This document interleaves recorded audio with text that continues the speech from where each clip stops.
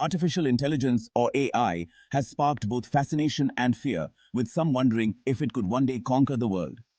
But how close are we really to that scenario? In this video, we'll explore the capabilities and limitations of AI, separating science fiction from reality.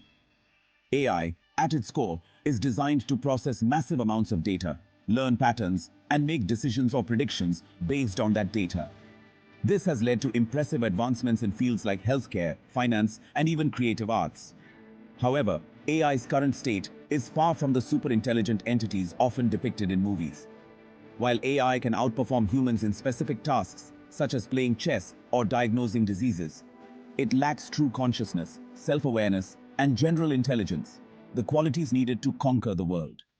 Moreover, AI systems operate within the constraints set by their human creators, meaning they can only function within predefined parameters and objectives. The real challenge with AI lies in its ethical use and the power it gives to those who control it. AI has the potential to influence economies, politics, and even social structures, but the idea of AI independently taking over the world remains firmly in the realm of science fiction.